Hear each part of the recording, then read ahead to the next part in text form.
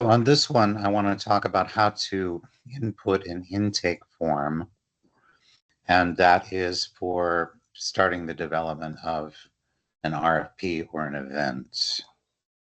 So let me go to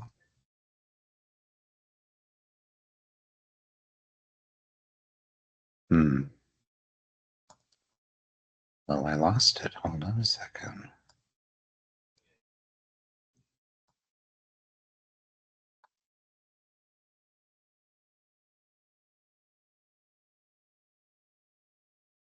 Here we go.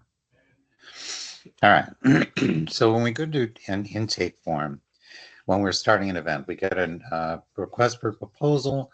It comes in. We make sure that the company information is there if it's a corporate event, and the person that who is the contact for that company is also in, which we covered in the first two sections. So for purposes of this demonstration, I'm just going to use myself. So you have to go to the contact who you'll be using. That will be me. So go to that person, and as we had mentioned before on here, you access these intake forms here. And it's going to take you to the very last one that that we did. So I'm going to create a new one. And you can see it brings us to a new form where there's no information. The event number will automatically populate once we start this, same as for new companies and new contacts. So this will populate when we start filling out this form. A series number means that there may be more than one event or more than one intake form for a series of jobs that are happening for the same company within the same week. So this, if we put a series number in here, what it allows you to do is to tie together reporting. Could be contracting, it could be statements, it could be vendor orders, could be anything. But if this series number is populated, it will look for that series number when you're pulling a series report. The client number defaults to the person who was the contact form you came from. So from my number, my contact information, that's what this is. And we come into the intake form, and that's what that number is pulled from. As well, the company number is pulled in from that field on the previous form and locks it in for the company and the client. So these other buttons up here, for the most part, are for post, for the most part, for post uh, um, indicators like completed or canceled, unused.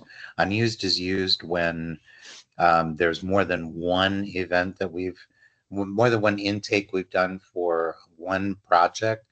That would be because the client wanted to see two different variations of a budget with different scenarios and so on. So one of them would be canceled, one of it would be unused if they in fact did not go with the job with our AOO. Promo is for just that. Anything that's a promo would get a click here. Invoice just means that regardless of where we're at in the process, if this has been invoiced, if you click this, it will show up then on a receivables report. Qualified is much later down the road. That means that producers have maintained a P&L that's allowing them to enjoy an incentive program afterwards. And reconciled means that we have taken all expenses against this particular event, and we have audited them with QuickBooks or the accounting software to make sure that that they equal, that they match. This next row down here, budget, I'm going to get into later. This is where you would start to develop the actual budget that a client would see and the orders that we would be sending to vendors and stuff. But we'll get into this later on. We will also get into event contacts in a few minutes because that's important for us to even begin the development of a budget, but I'll continue on first before I do that demonstration. You can create production timelines for this right in from this form. You can create due items lists from this form. They automatically tie these to the event. An activity log. Activity log is really just about, I reached out to the client after sending a proposal, waiting to hear back, blah, blah, blah. So they're just like little triggers that would allow you to understand where you are in your process. Then these reports, there's a few things, like there's an intake form, there's an interview form, report, very, very rarely ever used, if ever, in the last decade or so. So some of these are obsolete, right? But these reports are important because once a job has been reconciled, if this is clicked off and that says reconciled, you're not going to be able to get into the budget. It's going to be password protected because we don't want to change anything once it's reconciled, because once it's done, that incentive program pays out. Nothing can change unless administration has been given a heads up on that change, and they can reevaluate the P&Ls. Anyway, these are the reports you can access once something is reconciled.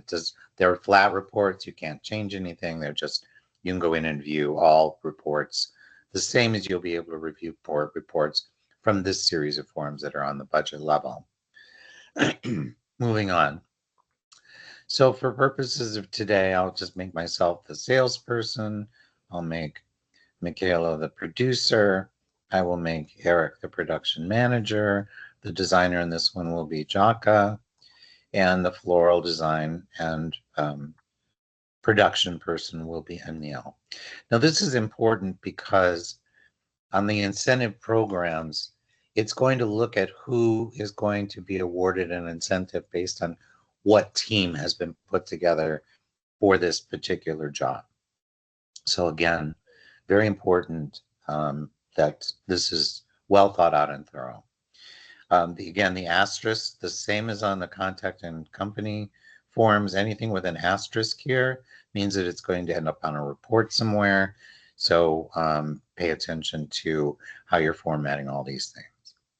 Day revised is an autofill that will, initially an autofill that will populate the day that you came in to create this particular event intake form.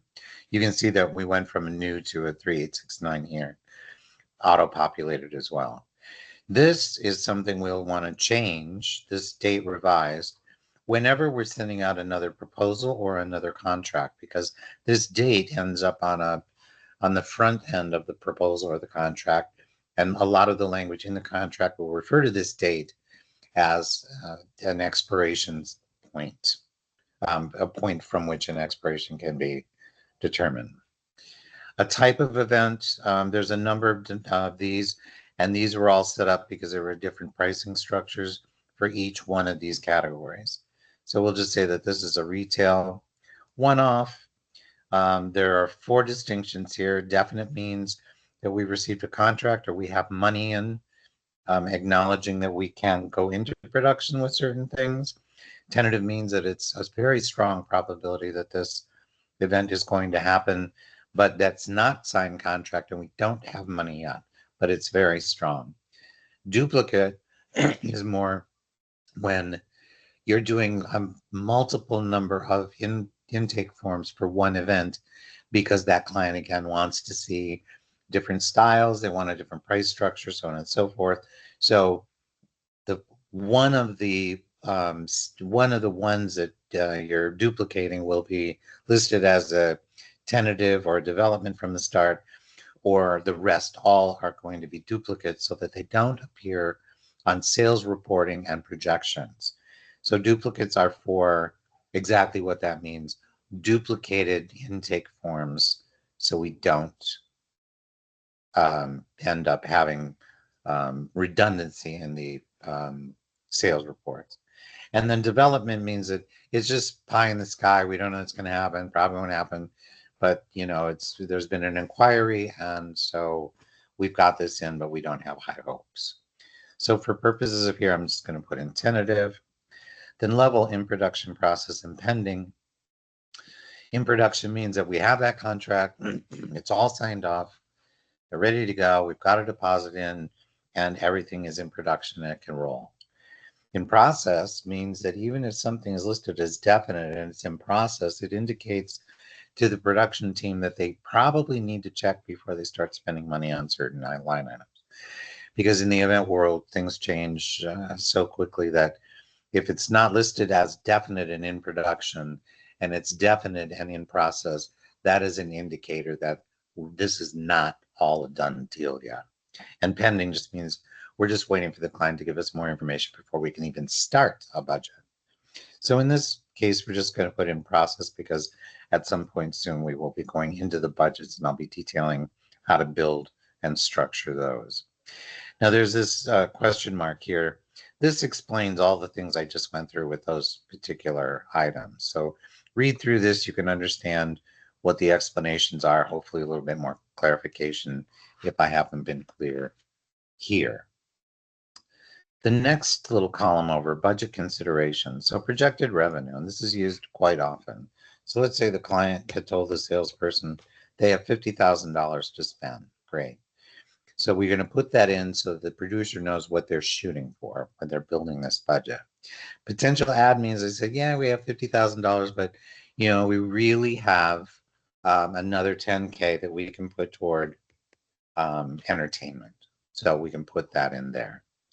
Sales commission is only if there's a salesperson, regardless, independent or in-house, that we have to build a commission on top of this. And what we try to do is instead of taking it out of the total profitability, we build it into the suggested retail pricing so that we can kind of make up for that sales commission that will be paid out.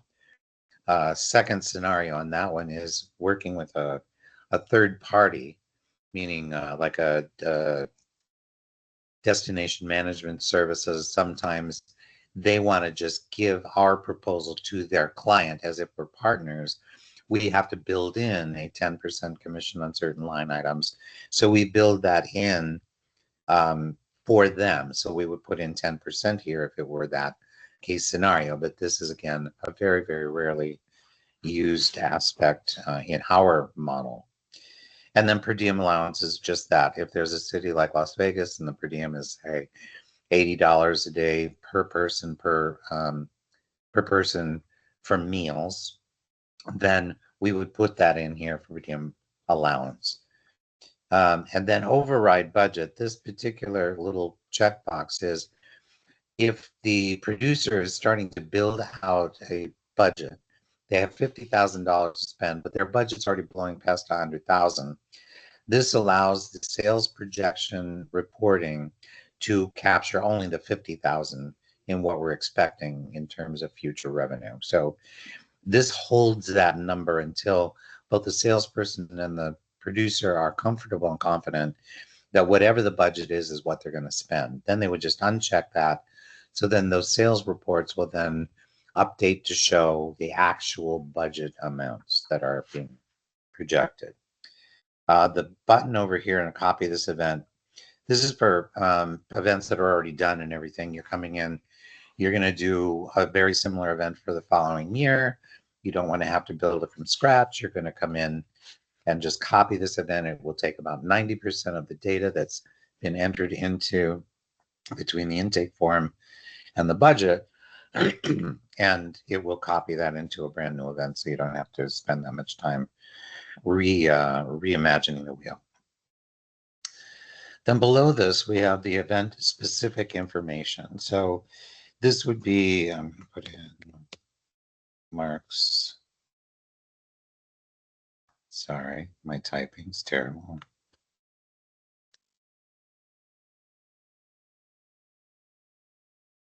And note, again, asterisks, those are all going to be ending up on reports. So Mark's special event, it's going to be on October 19th of this year. When it says through, that means that if this event were going to go over the course of several days, you could say October 19th through October 22nd. And then it will register on the front of the contracts and proposals as well. If it's only one day event, then there's no need to even bother with that field. The notes, this This could be confirmed, unconfirmed, TBD. It just allows people to know. I usually try to put confirmed in here when it is confirmed. And prior to that, if they say, well, it's going to be around the middle of October, you put in October 19th and then say unconfirmed or TBD. And that would allow people to understand that they have questions. They need to go back and ask further questions before we lock in deliveries and so on and so forth. So the event time, pretty self-explanatory. So the event time would be the 6 p.m. on the 19th, but the load-in might be 10:18. Oops. Uh-oh. Sorry, I will go back and redo that. At 6 a.m. So the load-in is 6:18 at 6 a.m. and then the strike begins because if we're going to, well, let's say we're going 6 p.m. to 11 p.m., but we can't load out that night because it's too late. Their loading docks are next to residential. They don't allow it, so on and so forth. So then this would be go to 10:20 at say 8 a.m. So this way production knows basically what is happening, how to structure their pricing for labor, how to make sure that it's a little bit more accurate time-wise, and so on and so forth. The end client is really for, in the case again, let's go back to if we're using a DMC comes to us and hires us to do a job, but their end client is Gatorade. We would put Gatorade here so that we understand that A, we are dealing with a third party who's coordinating this on behalf of Gatorade. Understanding who the end client is gives the design department an automatic, well, we can look at their branding, we can look at past history, we can look up all these things.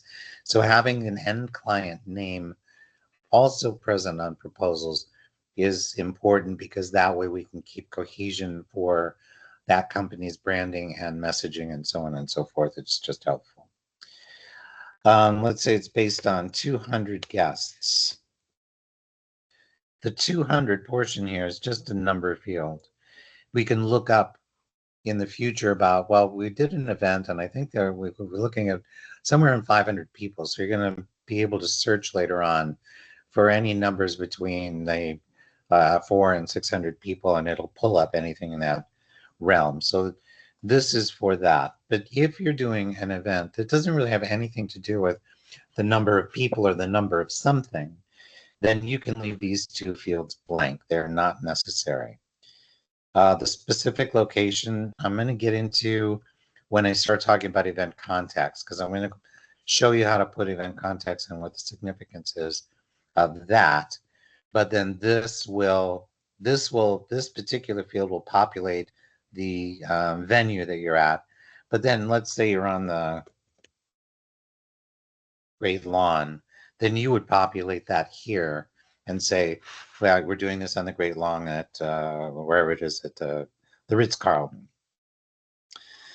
The field for food service will allow them to understand, okay, there's going to be buffet stations, or dinner stations.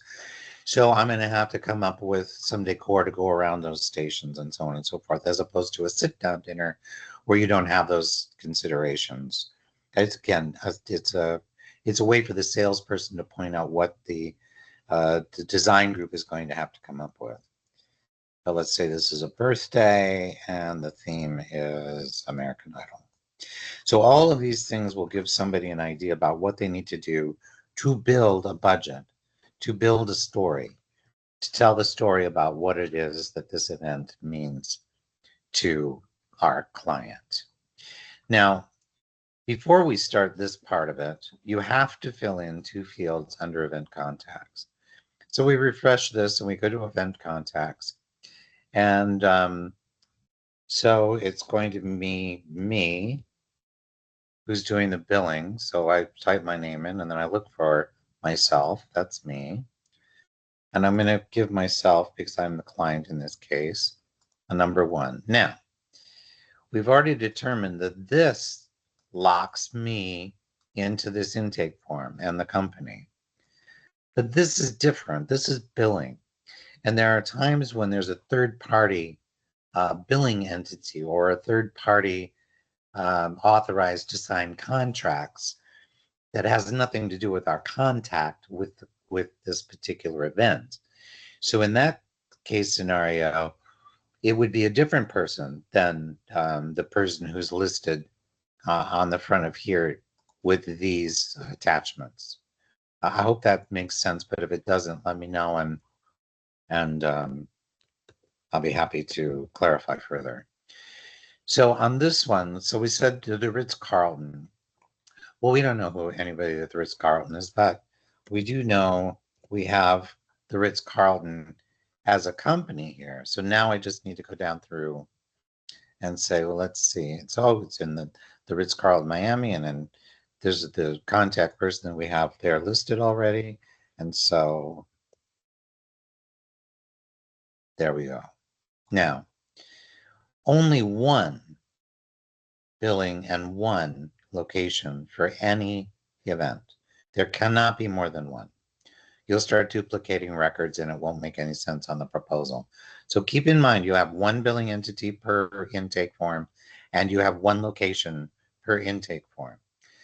This can be manipulated, and I don't want to get too confusing about this um, because we can just go down the rabbit hole, and I don't think that would be helpful. So I'll leave it there for now. One billing and one location, and then the rest we can get into later on. You see where it says use home address. So company will default, the system will default to the company address.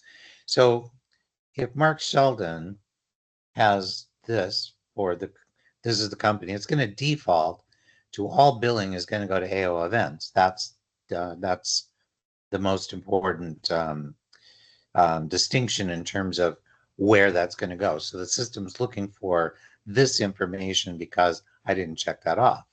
But I also have home information for this person. So if there were an opportunity where this was going to be, well, forgive me, but if this is going to be just Mark Sheldon without AO events, then you would just say use home address. It takes out all corporate information from there.